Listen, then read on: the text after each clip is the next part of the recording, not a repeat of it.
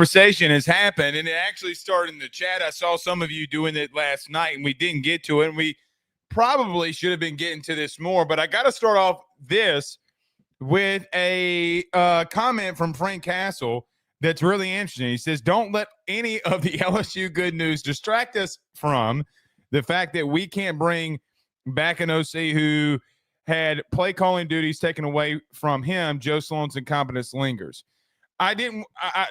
That's not where I wanted to start off and go with this. What I did want to start off with is that we probably need to get off to and talk about LSU needs a tight ends coach.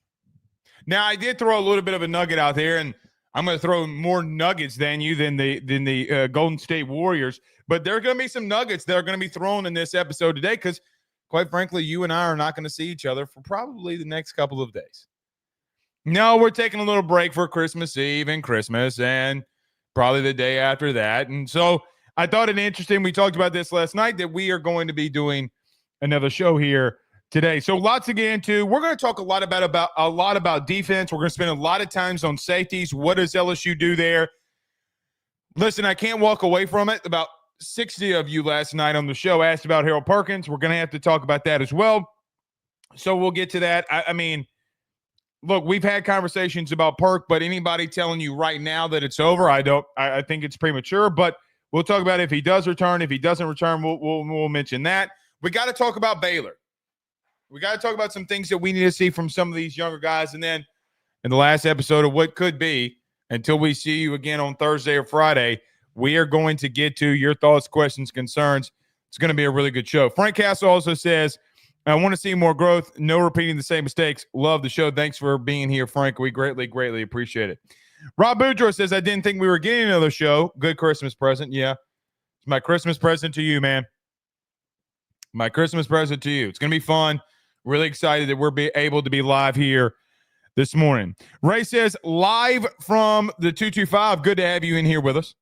Where is everybody watching from today? This morning. I'm not necessarily a morning person, I got to admit. But if I get up promptly to have to go use the potty, or the little, as Ben says, or the boys' room, if I have to go wee, your boys drinking some coffee or a good NYPD mug here? So yeah. There you go.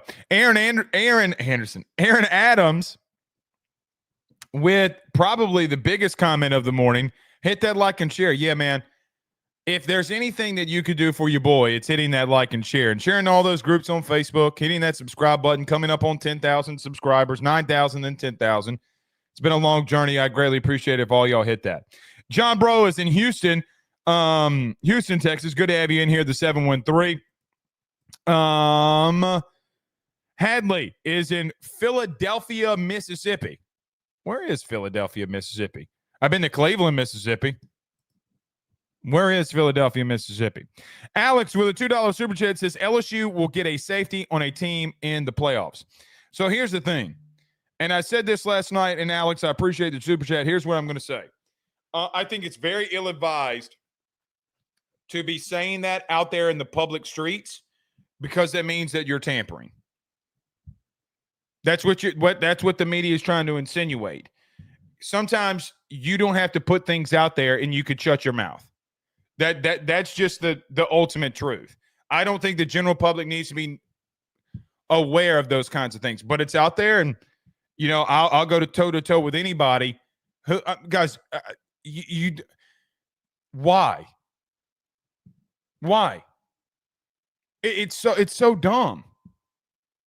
I'll debate anybody on this. I'm not calling them dumb. I'm saying that the premise of saying stuff like that is very dumb. Very, very, very dumb. So, yeah. Aaron Adams says, thanks for doing the show today. Wrapping up my final work day and then off for 2 weeks. Man, you got to love it, Aaron. You got to love it. I appreciate you guys being in here, but you got to love it. Yeah. We're going to be off the next couple of days too. So I feel you there. I don't know if we'll be the whole 2 weeks. I don't think I could survive with being out the show for 2 weeks. I might lose my godforsaken mind. Zachary says, do we need a better play caller? Defensively, you do not. Offensively, Potentially. And I'll come out of a break and we'll talk about the tight end position. We haven't talked about that at all. I have no, it's opinion. As I spit out my Zen patch so nastily. We'll talk about that. I'm going to give you opinion, not anything that I've heard, but just straight opinion. John says the 770 Winder, Georgia, tapping in. Is Winder, Georgia, close to Woodstock? How far away are you from Woodstock? I got some family up there.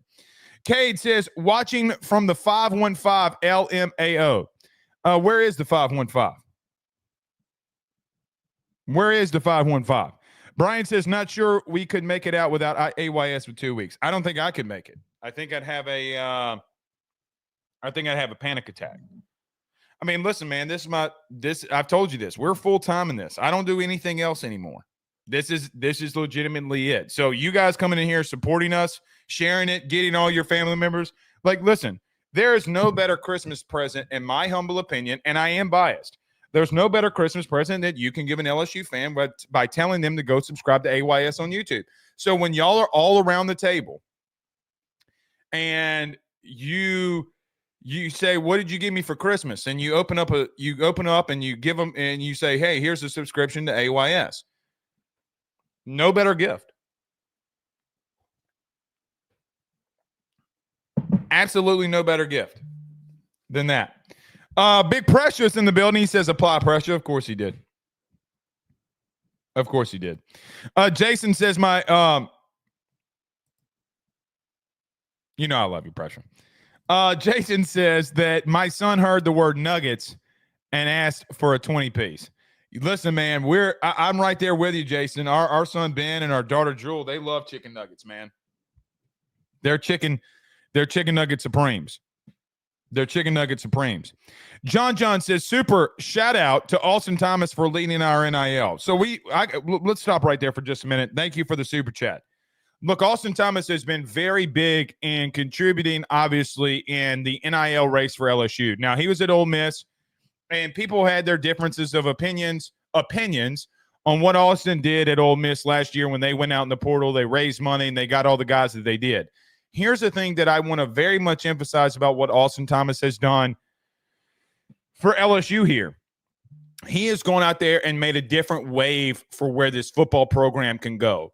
If you continue to recruit at a high level through high school, you can still have the money to go in the portal and get guys at positions of need, top talented, top rated guys in the portal, and be in that fight.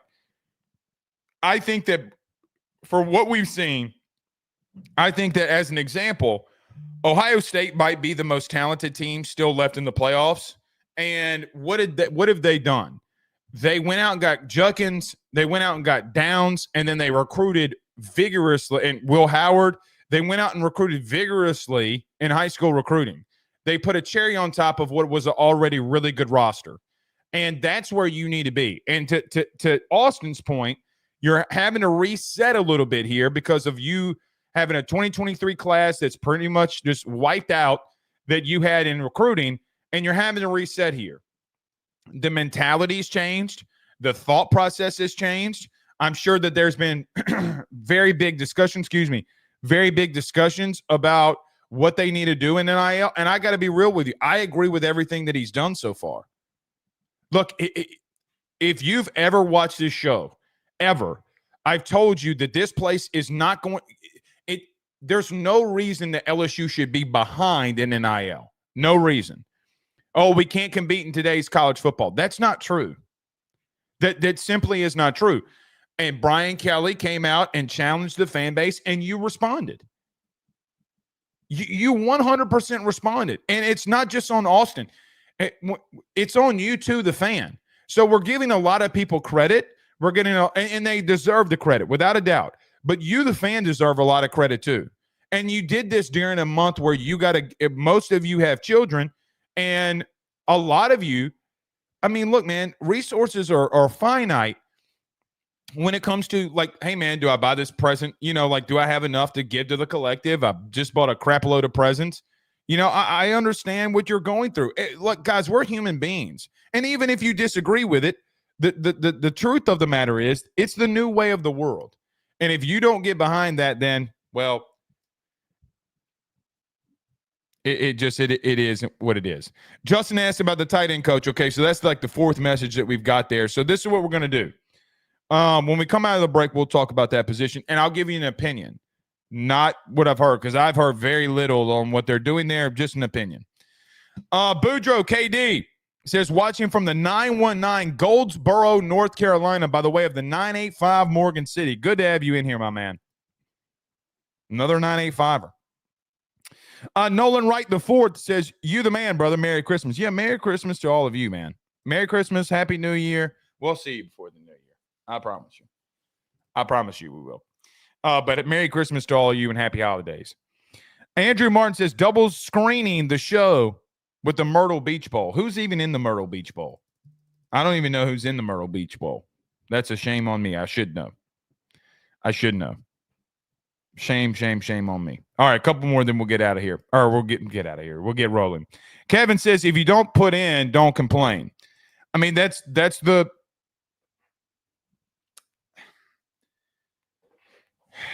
look, man, there's two schools of thoughts on NIL right now. The two schools of thought are that, yes, you're right, we got to get involved until things change, until there's regulation on it. And then there's kids should not be making this type of money. Because college football is a billion dollar business. I don't know if y'all saw this a couple days ago, but they came out with a ranking of how much every team is worth. Like if somebody, a venture capitalist came in and bought a college football team, there were a couple that were worth billions. Most of them in the high, like 900 million, 800 million. Like LSU, if you go down the list, it's like 750 million is what LSU's worth. And you're trying to convince me what people are. You're giving an 18-year-old hundreds of thousands of dollars, brother. Tennessee, Ohio State, SMU, Penn State, all of these teams in the playoffs are about to get an additional $20 million for being in the playoff. So their TV revenue share right now, those teams that made the playoff are going to be around $75 to $80 million in TV revenue money. And you're trying to just in TV rev share, you're trying to tell me that, oh, well, we gave this kid $200,000. We gave this kid $1 million. Are you joking? Are you kidding me? I think here's what I ultimately think about people that have problems with the money that's being floated around. I don't think you're knowledgeable enough about what has been going on. Like, for an example, Charlie Baker went to the Senate hearing committee. And for what it's worth, I think Charlie Baker is a doo-doo head. But he went in there, and I got to be real with you. There's some things that he said that he's spot on with. Like, for an example, biological men in women's sports. I disagree with that. And I'm not trying to get political. I don't think a biological man should be in women's sports. But he said, hey, y'all are coming down on me and not making a stand.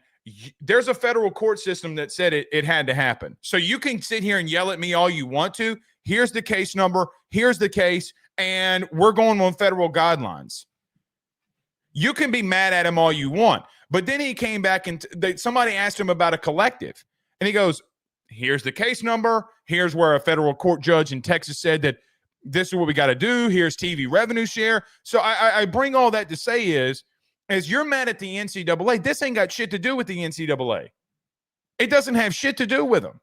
The conferences give the TV rev share, and then the playoff gives the TV rev share. That ain't got nothing to do with the NCAA. It's nothing.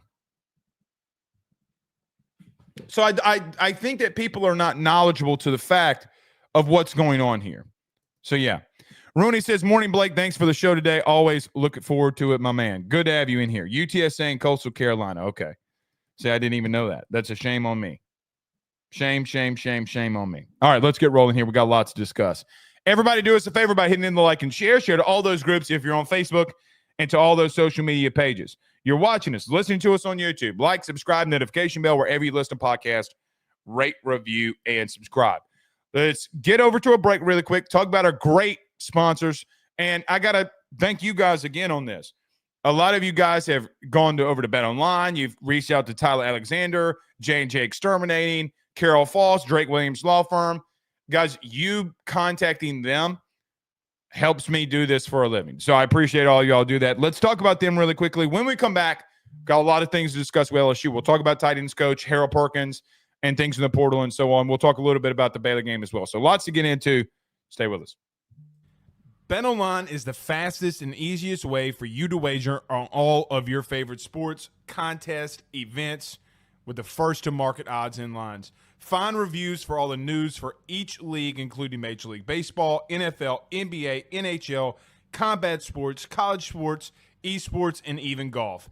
BetOnline continues to be the top online resource for all of your sports information for live in-game betting, props, and futures. Head on over to BetOnline today and use your mobile device to join and make your first sports bet. Use our promo code BELIEVE50, that's BELIEVE50, BLEAV 50, to receive your 50% off welcome bonus on your first deposit. That's betonline.ag, betonline.ag.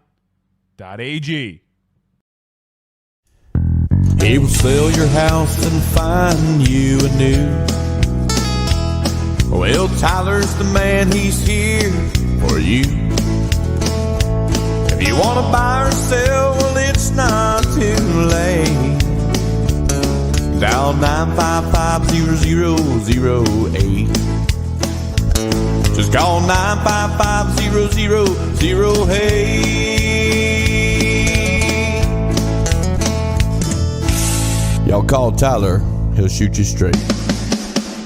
Louisiana is unique. The food, the festivals, even the bugs. No, not mud bugs. Unwanted bugs like these. The ones you don't want crawling in your home or business. Trust the Shield from J&J Exterminating. We've been protecting Louisiana homes for over 50 years, earning the trust of our clients because we deliver what we promise. Protect your home from pests. Get the Shield from J&J Exterminating. J&J Exterminating. J&J has protected Louisiana homes and businesses for over 60 years. Call him today, make the pests go away. J&J Exterminating. Yeah. All right. Let's get to it here. Let's get rolling. I do want to say this before we get rolling, though, and talking about the tight ends coach and other things around LSU. So I did see Kirk Herbstreit's clip about the guys over at First Take. Now they've responded. What a mess that ESPN is. It's not a mess because it's content and it's good for everybody. Kirk was right. Shannon Sharp is both right. Two things can be true. One.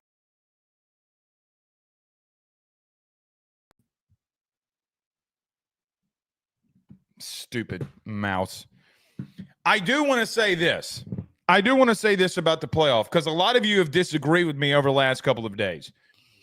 So the college football playoff had some teams in it this past weekend that I have been very vocal on that I've said that I don't think deserve to be there. And a lot of you have pushed back. Well, they won their conference, Blake. Clemson won the ACC. South Carolina beat Clemson. Georgia beat Clemson. Texas beat Clemson. They're 0-3 against the SEC. Are you going to convince me that if they continue down an SEC schedule that they don't lose more games? Now, they were competitive. Texas kind of took the pedal off the metal there. But a team in the SEC, quite honestly, in Texas, they couldn't run the football. They couldn't run it against Georgia. They couldn't run it against Vandy. They ran for close to 300 yards on Clemson. Now, if you're an LSU fan, you're going into Clemson next year in game one. You better be able to run the football. And Texas went in there with a backup offensive line. Their center went down. Their right tackle went down. And they still ran the football all over Clemson. I look at SMU. Well, SMU can't beat Clemson. And South Carolina can go on the road and beat Clemson. And they're just deserving to be in. Here's what I will tell you. If you think, in my humble opinion, if you think that things are created equally, like Illinois had a case. No one wants to talk about Illinois, but they had a case. If you want to look at this and say that you have watched all these games, number one, I want to make sure that you have watched all these teams religiously because I do a national show and we talk about it every week. So you can go in there and listen to what we say, what we see, what we talk about. There's no way that you've seen SMU all year, Arizona State all year, or Boise State all year. There's no way. I know that I have, and I know that I saw Arizona State losing to a 4-8 Cincinnati team, and you're like, oh, well, injuries. Well, why can Arizona State have a benefit of the doubt? And you look at Arizona State, and I'm like, so their running backs down, their quarterback's kind of banged up. But then when that happens to Ole Miss, it doesn't carry the same weight. So Trey Harris goes out against arguably their best offensive weapon. So Trey Harris goes down against Florida, and it just, but that's the SEC. See, I do think that the SEC is graded on a different scale than everybody else. As an example, I saw people that I respect. I saw people that I admire in this business, people that are very knowledgeable and know what they're talking about, come out and tell me, well, SMU, as an example, can't be penalized for losing the ACC championship game. You mean like Georgia was last year in a 14 playoff, where Georgia was 29-1 in the last 30 games? You thought they should have been out? Florida State got left out. It's why there's a big thing about expansion here. The SEC is not graded on the same scale.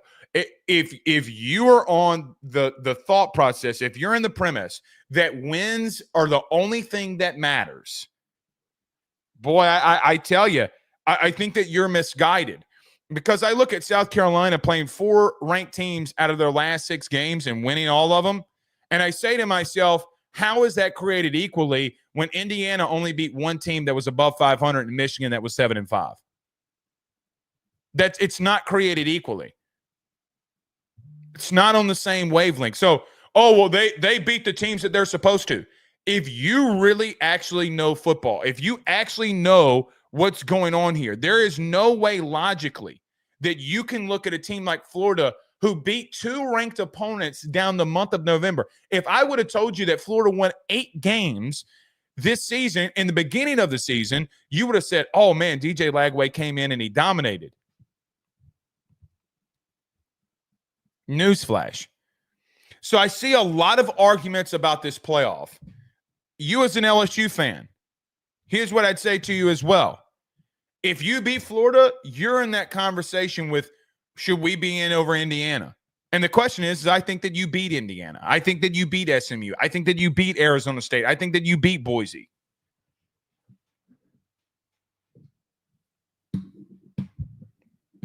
It is what it is, man. We did have a couple of super chats in here. P. Scott says, if Georgia loses this weekend, I will look at Oscar Delp. UGA has not used him at all this year. I mean, P. Scott, I'm with you there. I mean, I would look for a lot of different people, but guys have got to hit the portal. I mean, I don't know if he'll go in the portal. And what if they do utilize him? I don't think that they're losing to Notre Dame, though. I don't think they're losing to Notre Dame. And I think that they're going to use their tight ends a hell of a lot more against Notre Dame. It's going to be interesting. That game's really interesting. I don't know if Notre Dame can beat them, so we'll see. All right, let's get to it here. So let's get to a couple of your questions that we fielded over the last couple of days, because LSU has had a lot of success in the transfer portal, and we'll talk about that in just a moment in more detail. But LSU still has a position coach that they need to fill. Now, Slade Nagel, the tight ends coach, is now the offensive coordinator at Houston. He goes back with Willie Fritz when he was the OC at Tulane, et cetera, et cetera. You know the whole deal, which has begged the question, now that we've been able to kind of exhale a little bit here, that now we can probably have a little bit of a conversation about what's going to happen at tight end. And I want to make a very big emphasis. My opinion is not sourcing. This is an opinion. I don't know where they're going. So Blake is reporting this. I'm not reporting. This is opinion. There is a guy out there that could fill a tight end role or tight end coach role that I think that you can go after. The answer is obvious for me, and that's Tommy Rees. Now, if Tommy Rees comes in here, is he a play caller? That's a big question. Do you demote Joe Sloan? I don't know. Here's what I know about Tommy Rees, guys. He's been a play caller longer than Joe Sloan has, more than Cortez has. He knows what Brian Kelly has built a team and where he wants to revolve. He's a guy that's not going to get away from the running game. Guys, and quite frankly, he obliterated you.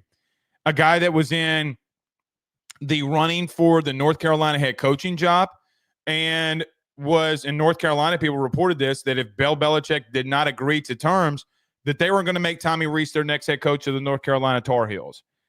I think it's interesting because here's why I think it's interesting, and I'm just putting context clues together. Again, strict opinion. I think that there has been a different change in Brian Kelly over the last couple of weeks. The change has come from that, look, everybody talks about BK and the contract and the money and all these different things. Guys, Brian Kelly doesn't need more money. Now, I'm sure he loves it, and I'm sure he wants it, but I think that Brian Kelly, the thing that's making him tick at the current moment is different than money. It's different than what has been going on. What I think right now is that Brian Kelly on his last leg of being a head coach, more than likely, there's one thing that he has not done yet. And I think that he's sincere when he says this, because I think he wants to win a national title or at least try to get back there and compete for one and win one. His actions of things that I do hear have changed in the sense of that, guys, the photo and conversation that Michael Van Buren, the backup quarterback, has had with Brian Kelly. Michael Van Buren saying that he committed to LSU and posting a photo of him and Brian Kelly. What does that tell me? I've told you this religiously. No head coach every head coach gets involved in quarterback recruiting because that is the biggest position. You go there. But I think for Brian Kelly and the legacy and what he wants to build, wanting to win a national title before he gets out of here, more times than not, you lean on somebody that you trust or somebody that you have a good friend and they have a connection to this coach that can come in and coach tight ends. Tight end is a position right now that has a lot of upside, but not a real firm direction at the current moment. I don't think Slade Nagel was necessarily the best overall tight ends coach that you could have gotten, but he had play calling experience and did help some things out.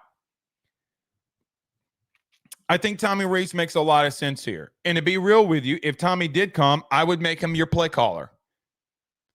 I think that now you have seen Brian Kelly do the ultimate thing in getting involved in play calling at the end of the season that maybe, number one, he doesn't have to. But number two, I think that you're going to see a different Brian Kelly as the years go on. Because now it comes to a part where he has to be a little bit more hands-on here. I don't know if that's going to happen. I don't know if Tommy Rees comes here. I know that there's a lot of people that don't want him, but I know this. Brian Kelly and Nick Saban are two coaches that know a thing or two about football. Here's the truth. They know more than you about football. They know more than me about football. And both of them have entrusted him to call plays. It was Nick Saban that made a change at quarterback a couple of years ago, and quite frankly, they still got it to a playoff 2 years ago in Saban's last year. It just makes a lot of sense. I don't know if they go there. I don't know what conversations they've been having. It would seem as if that they probably know the direction that they want to go in, but they've been so worried about the portal that those conversations haven't been had. What is interesting to me is that there's not a lot of conversation about it, which means two things to me. Brian Kelly, who doesn't talk to people, not like that, not to media or things like that. The reason those things have been so close is that he doesn't talk to anybody. Tommy makes a lot of sense. And I'm going to be frank with you. I think that you upgrade at play caller if he comes in here and calls plays. I don't think that Brian Kelly takes a step back and being more involved in play calling. And quite frankly, I don't want him to be. Brian Kelly has had a lot of things said about him in a negative light. One thing that none of these Rudy Poos out here that want to talk negatively about him can say is that he's not a good play caller. I wouldn't mind him being more involved in play calling. I think it's his biggest strength, if I'm being honest. Out scheming another man is his biggest attribute. It's his best attribute. That's why I thought offensively you got so much better as the season went on offensively, because you have a guy that's been there and done that and knows what to do. The running game got better because you actually just lined up and ran the football more. You were okay with going for 3 yards and lining up again and running it again. So a lot of what Tommy Rees does as well. So I think that you have a shot here. You have a lot of weapons. You have a lot of people around you that you can make a difference here. You have a quarterback going into his second year. But the thing that does scare me, the thing that scares me is that Garrett Nussmeier going into a third straight year with a new guy as a signal caller and being in his head would worry me a little bit. Because 3 years of different play callers is a problem. It's a problem. So it's going to be interesting to see what they do here. Now, if they don't go with Tommy Rees and they stay with Joe Sloan as the full-time play caller, there's no way that Brian Kelly, in my humble opinion, can walk back from not being involved in play calling. Now, he might take a step back in a bowl game and let Joe Sloan get the reps. Good on him. That doesn't bother me. But there's going to be a situation here where you've already shown the general public that you felt like you had to get involved in play calling offensively. So if you run it back with Joe Sloan, there's no turning back here. And if there is some turning back here, it would be I just can't see that happening. I can be wrong. I don't know. But he can't walk it back because the PR hit that he would get if things fail would be catastrophic. But I want BK involved more in play calling. I always have. The only reason he didn't have to get involved with Mike Denbrock is because, well, Jade and Mike Denbrock knew what the hell that they were doing. And Mike Denbrock, I'm going to call it what it is. Mike Denbrock was one of the best play callers that we've had at LSU ever. Ever. He had a difference maker at quarterback, and you see what Jaden can do in a 2-minute drive like he did yesterday in the NFL to beat the Eagles. I mean, yes, difference makers happen, but he was a fantastic play caller, in my humble opinion. The bottom line remains for me in this. I would want to continue to bring Brian Kelly's strength out into light. And I still think that his biggest strength, the number one thing that he does best, is being involved in play calling, being involved in offensive schematics. So we'll see here. Here's the one thing that I want to talk about this as well, because this is Brian Kelly's philosophy. I think that if your identity has got to change, your identity has got to change in play calling in the sense of that you have to run the football more. You might not have the success, but I look at the run game and I say this to myself. Oklahoma was 15th in the country in run defense, 15th coming into the game against LSU. You ran the ball on them. Vandy was 36th in the country, 4th in the SEC in run defense. You ran the ball on them. Sometimes in the game of football, Jaden Daniels spoiled us to death. Anybody that argues with you about 3-4 yards not being successful in the run game is dumb. Now, I still think you need to go after a portal running back. I still think that you can be more explosive at that position. But Caleb Jackson, I mean, guys, I could show you film upon film where Miles Frazier pulls and he cleans out Kennard against South Carolina, and there's a wide open hole, and you're missing it at the running back position. I don't think that the run game has even come close to scratching the surface of what it could be. Guys, you missed a lot. You missed a lot in the running game. So the philosophy change that I think LSU needs to go on is going to be a big deal against Clemson in week 1. When you guys, Texas ran for damn near. If they don't kneel the ball at the end of the game, Texas has 300 yards rushing. They were 60th in the country in rushing offense. They couldn't run the ball to save their lives all year. All year. It's their biggest weakness. They lined up with two backup offensive linemen that got hurt in the game. They had to come in with a center and right tackle, and they dominated. You need to be able to go into Clemson next year and run the football. Guys like Jaden are special. I will remind you of one key thing here. Remember in 2019 when LSU started off the season and they had some struggles in the running game and Ensminger just did not go away from it? You went up against Texas and had some issues. You didn't go away from it. Leonard Fournette was the guy that you were running out there. Leonard Fournette. When you stay with the running game, good things can happen. Play action. You guys, you did not give Garrett. You guys have told me that we didn't give Garrett enough. Well, running backs didn't hit enough holes. You didn't call running plays enough. I say all that to say this. If Tommy Rees does come in here, that philosophy changes overnight. It changes overnight because he will go 4 yards in a cloud of dust on you, and he's going to make you beat him. Then he'll go play action, and then you have speedsters like Aaron Anderson, Barian Brown, and now Nick Anderson that, quite honestly, guys, Alabama did not have, nor did Notre Dame have, and anywhere that he's been. He has not had those receivers. He had Isaiah Bond, and Isaiah Bond single-handedly won them the SEC championship game. It's going to be interesting to see where they go at tight ends, Coach. I'll be real with you. If Tommy Rees does come here, I don't hate it at all. I know most fans will hate it. I will not hate it. I think it would be an upgrade. Okay. Quick programming note, or quick note right quick. ULL just extended their head coach. I just saw this. 5 years. How about that? Good on them. Good on the Raging Cajuns. A couple questions that are being fired in here. Vic says, would Eric Bieniemy be a good pickup? No. No. The reason that Eric would not be a good pickup is Foster fired him because of all the chaos that he caused in the locker room. Let's call it what it is. Eric, look, man, we don't need that. Nick Hawkins says, ask Blake, if Coach Brian Kelly doesn't hire Tommy Rees as the tight ends coach, what other options are there? It's a great question, Nick. I do not know. I do not know.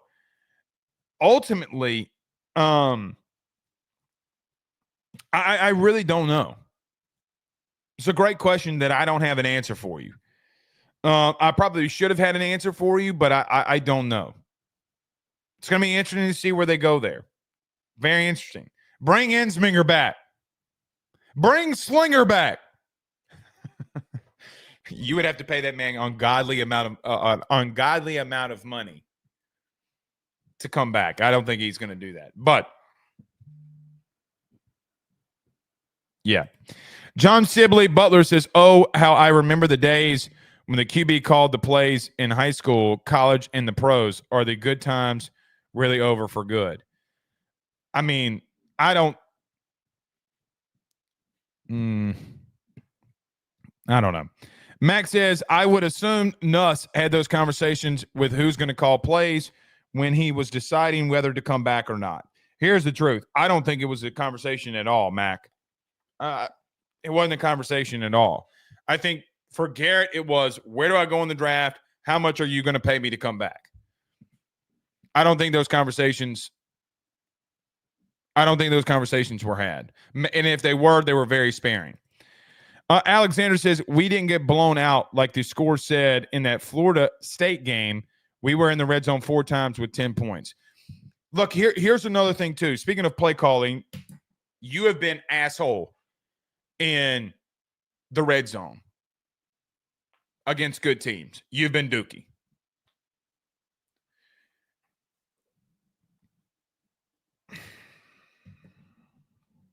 You got to get better there, man.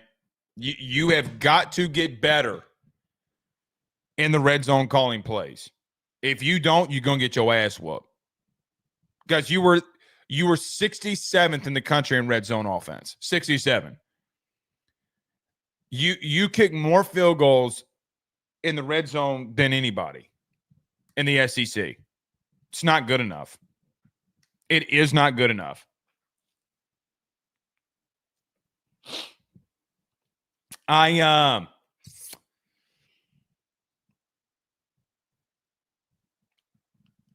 Look, you hit a reset button. You went and got Nick Anderson. You better throw it to him. Nick Anderson is a mismatch in the red zone. So is Trey Green. But when you get in the red zone, things shrink down in the passing game. Garrett made bad decisions. Guys, he had multiple interceptions inside the red zone. That's a no-no. It's a massive no-no. You got at the 1 yard line against South Carolina coming out in the second half, and you didn't score. Same thing with USC. So I don't mind Brian Kelly going for it there. You got to have faith in your team, but man, it's a massive miss. It's a massive, massive, massive miss. Zachary says, if we can actually run and get play action all of it, big things will come. I agree. Nuss did not run a lot of play action. And and he didn't run a lot of play action because you couldn't run the football, and you didn't want to run the football. Guys, let me say this. We have, as a college football society, fallen in love with pass-happy, pass-first offenses. Okay?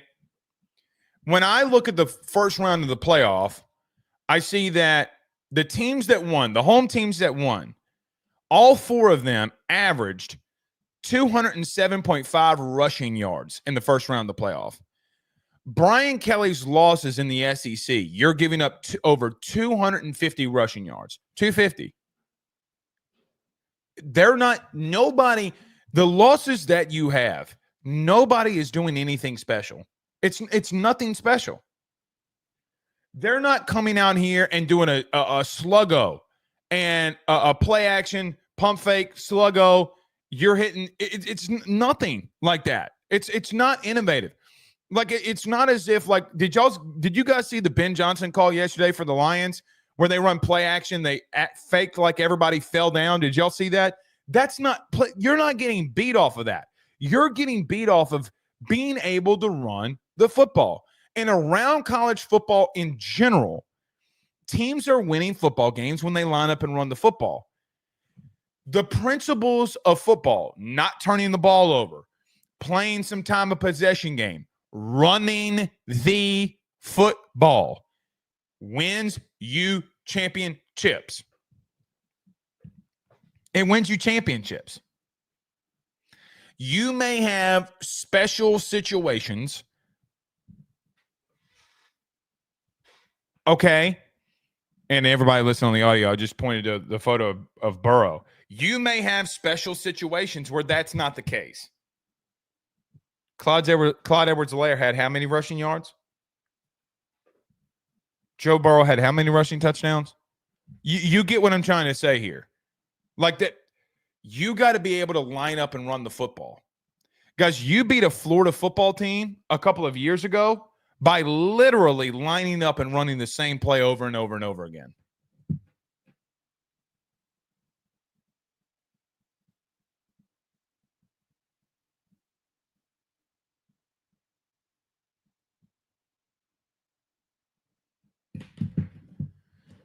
Over and over and over again. So that's the truth. All right. One more, then we'll get to a break, and then we'll get to some transfer portal stuff, and then Baylor. Wade says, hi, Blake. Can you elaborate if true? Saban called Skip about coming back to LSU while at Miami. Look, man, I was not covering the team at that time, Wade. Number one, thank you for the super chat. I've heard that in conjecture of people that covered the team at that time and have said that. The rumor is that he called and wanted to come back, and they had Les Miles, and, you know, it was what it was. I don't know that to be fact. But I do not know that. I would assume that, you know, Nick's agent started making phone calls when he wanted to leave Miami. And if the Saints don't get Drew Brees and he goes to Miami, Nick Saban probably never comes back to college football.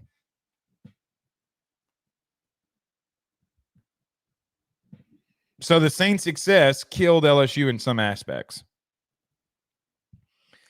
It is what it is. Wade, I appreciate the super chat, man. I have no clue. Okay. Let me get to this. We got to talk about the portal things maybe we should expect over the next couple of days, where LSU may turn to. We'll talk about Baylor. We'll get to your questions as we continue. Let me get to a quick break. We'll come right back and finish it out. Stay with us.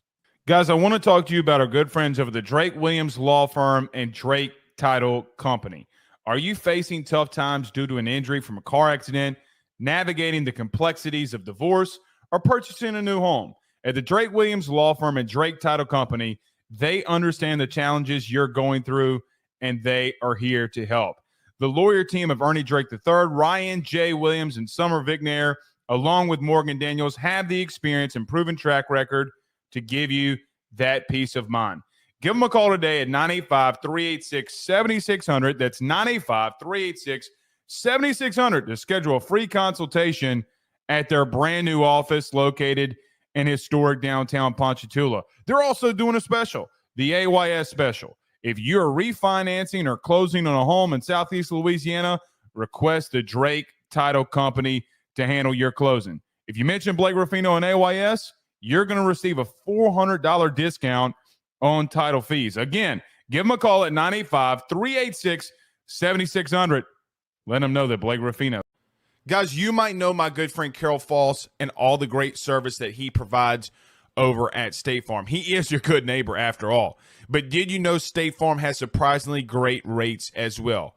Along with the great neighbor service, State Farm agent Carol Foss has surprisingly great rates for everyone inside the state of Louisiana. So call him today at 985-395-4300, 985-395-4300 for all of those surprisingly great rates on auto, home, and life insurance needs. Like a good neighbor, State Farm is there, and individual premiums will vary by customer. All applicants subject to the State Farm underwriting. Louisiana is unique. The food, the festivals, even the bugs. No, not mud bugs. Unwanted bugs like these. The ones you don't want crawling in your home or business. Trust the Shield from J&J Exterminating. We've been protecting Louisiana homes for over 50 years, earning the trust of our clients because we deliver what we promise. Protect your home from pests. Get the Shield from J&J Exterminating. J&J Exterminating. J&J has protected Louisiana homes and businesses for over 60 years. Call him today, make pests go away. J&J Exterminating. Yeah. All right, very quickly. So there are some things that I want to see LSU do against Baylor. I want LSU to win every single game in every single sport that they play. Win or loss, it doesn't really bother me. But let me just say this. There are some things that I want to see LSU do in the game versus Baylor in the playoff. Defensively, I think that, guys, quite frankly, you're just going to be so much different on defense that I think that outside of some specific guys that we need to watch, Stamps, McKinley, the Weeks brothers, Devon Keys, Spears, Rogers, those guys you got to watch because it's going to show you where you're at. But there's going to be a lot of guys that play in this game. There's going to be a lot of situations in this game where you're just not simply going to be the same team. So defensively, you're going to be completely overhauled, and we're going to talk about that in a second. How do these young guys look? Now, I know Paris Shand is playing, Braden Swenson's playing. A lot of these guys are playing, but you're going to look so much different at safety. Guys, your safety core is going to be completely different here. Spears, Rogers, Toviano, all of them are going to have to play. How do they look? What if Javian Toviano plays great at safety? What if he plays great at safety? Do you need more than one safety to come in here from the portal? I don't know that. I need to see you run the ball with a new offensive line. I need to see some of these young guys on defense to see what they look like in a competitive game. Now, Sawyer Robertson is a dude. Their quarterback at Baylor is a dude. And quite frankly, I don't know what to expect of this game.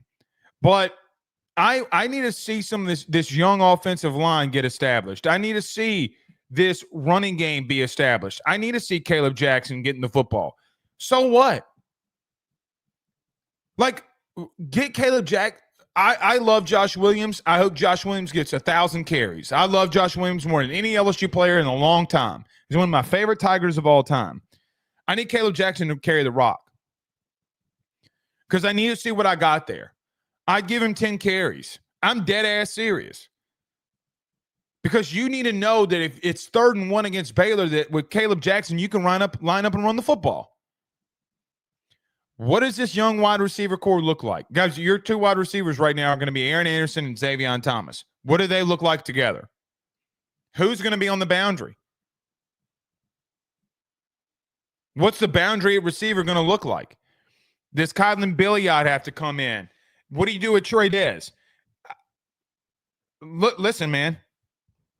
I think that you are going to the overhaul of the last game that you saw against LSU to what they're going to be in the spring and then going into the fall is going to be astronomically crazy. Astronomically crazy. So there are some things that we got to see, but man, I don't know what's going on there. I mean, Chris Hilton is probably going to be at the boundary. What does Chris Hilton look like now that he's been back and now that he's healthy? If I'm Gary Nussmeier, I'm throwing to Chris Hilton as many times as I can. Now, Blake's biased because he loves Chris Hilton. You damn right. But I don't come in here and push that down your throat. That's what she said. I want to see no turnovers, too. You've gone a couple games without no turnovers. Guys, you've had a month since your last game, damn near. A month. You better know what you need to do. You better know what they're going to throw at you and run at you. So those are a couple things. All right, let's end this with some portal talk. We haven't even gotten to the portal yet. So last night we talked about this, but I want to share these thoughts here before we get out of here. So I think that your complete overhaul of defense, and let's talk about defense here. So we're talking about that with Baylor now doing the overhaul.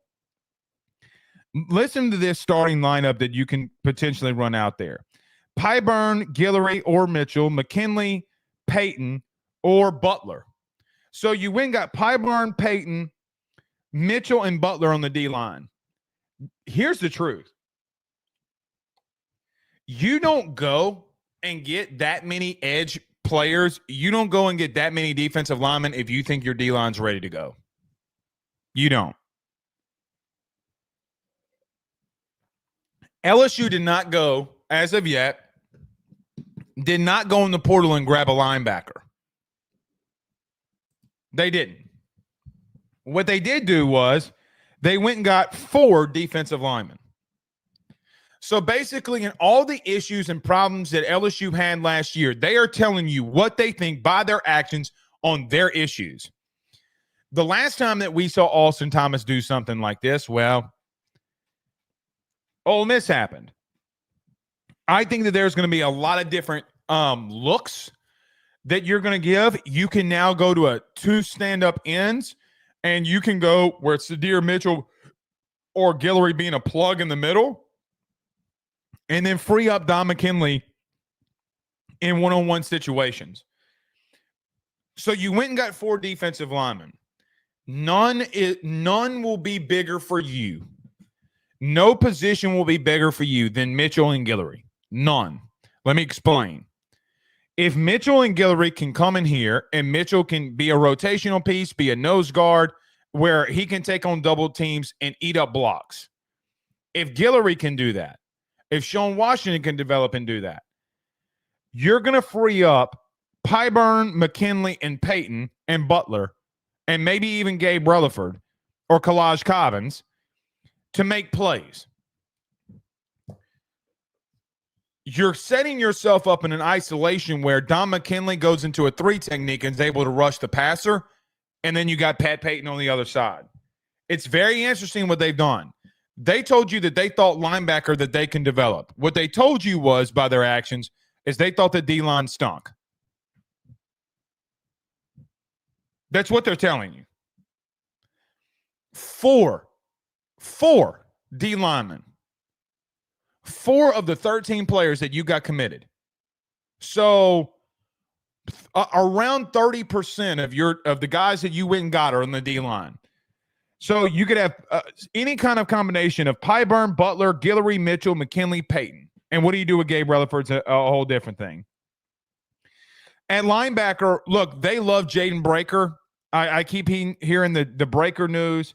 They love Charles Ross, the Weeks brothers, and then Devon Keys they think is going to be a playmaker. It's going to be interesting to see what they do there. And I got to throw in another name here. I did not want to we have mentioned some about Harold Perkins. We can't ignore this anymore. I think it's very ill-advised at the current moment to say that a deal is done with Perk on coming back. I also think that you can put context clues together. If he was going in the draft, why hasn't he announced? I think those context clues are there. I think you got to move Perk. Whether if he wants to, look, his biggest production comes from an edge type position, whether that be star or the actual edge. If he does come back,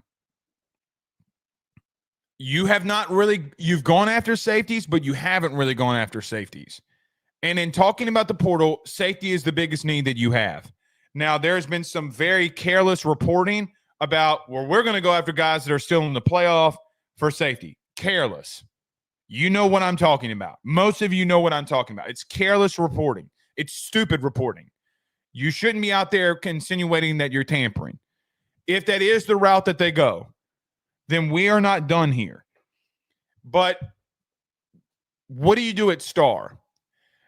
Brian Kelly stated that we could be in a situation where Toviano may play safety, but what do you do at star?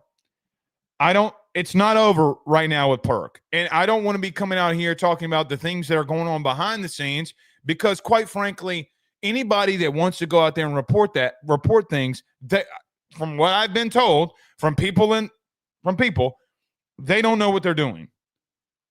It's just the truth. If he does come back, I think star will probably be the best overall position for him. Needs to lose some weight. You can do some specific things with him, and you want to send pressure at the star position. Blake Baker is best when he's being aggressive. Nobody from the outside blitzed more than Major Burns last year, and he rarely got home. Rarely. Perk can get home for you. So it's going to be interesting. At DB, you have Delane, Stamps, Pickett, Woodland, Jackson at corner. I think that you can win there. And then you need safety help. Guys, I think safety is going to be a problem for you in this bowl game. I think it's going to be a problem. You have a lot of talent, but if your D-line of what you invested in, you very massively invested in the D-line. If they can hit, it takes a lot of pressure off of your secondary. Okay. Ray says, in all caps, how's an agent talking to coaches tampering? It's illegal per the NCAA and federal guidelines that an agent can't be handling talking to other teams for a client. It's in the rule. I mean, it's in the rules. And then you're engaging in, if you're a coach, you're engaging in bringing in players. It's 100% tampering. If an agent goes to a player and says, hey, this team needs money, or this team needs safety, I can get you money here, it is tampering. How people don't understand that is beyond me. Guys, Ray, let me just bring this up to you. Do you think what Ole Miss was trying to do to Bama last week wasn't tampering?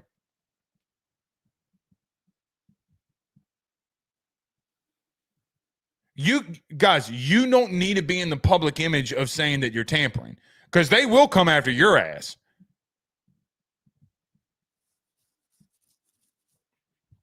It's going to be interesting to see what happens when the NCAA finally makes a stand. Now, here's what I do know. What I do know is that Charlie Baker was in a Senate hearing committee and that he was asked about tampering, and he brought up tampering.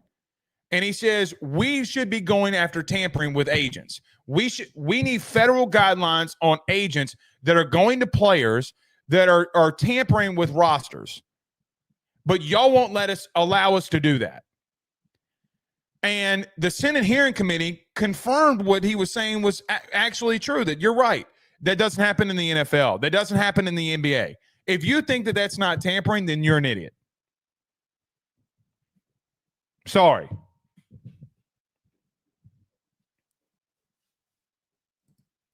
Go look at the Senate Hearing Committee. Go look in the NCAA. I'm going to have to, Ray says I'm going to have to see that rule because that's the first I've heard. Go look at it yourself. You know who else did this, Ray? The SEC came out with a statement. The SEC came out with a statement when Ole Miss did this to Bama and said, stop doing it with agents. Stop tampering. Do y'all?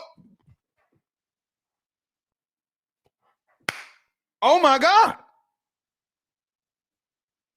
Guys, context clues.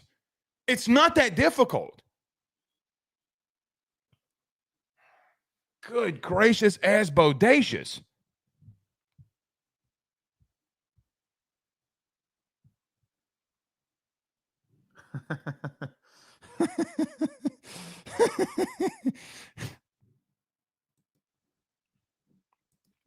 What's my solution to third-party tampering? Pop somebody. Pop somebody. Ban them from being an agent in college athletics. Ban them. The reason they're doing this is because they can get in NFL contracts, the agents make anywhere between 3 to 5%. In these college situations with agents, it's around 15 to 20%. That's why they're doing it. They don't give a shit about the kid. They don't give a shit about the player. But here's what coaches do. Because coaches don't want to get involved and they don't want to trail on them, they'll call the agent, okay? They'll say, hey, man, I really need a safety. Do you guys have anybody? Well, I have so-and-so and so-and-so and so-and-so at these 3 schools. Do you want me to see interest? Sure, yeah, hell yeah, we need it. And then the agent will hang up with the coach. He'll pick up the phone and call the player and be like, hey, man, this team needs a safety. You need to go over there and do it. It's context clues. It's illegal. You can't do it. Are we that dumb? Come on, man. Come on. We're trying to justify it because everybody is doing it, but other media members aren't out there running around. Ole Miss, they were tampering with Bama's roster. You know it, and I know it. It was highly publicized. You know it, and I know it. You know what their media didn't do? They didn't go out there and start confirming it. It's dumb, brother. It's dumb. All right. I hope all of you have a great and Merry Christmas. Until then, I hope y'all have a good one. I got some errands I need to run, do some things. So y'all have a good day, man. Merry Christmas. Happy New Year. If you don't get to see us or we don't get to see you. Until then, y'all have a good one. Peace.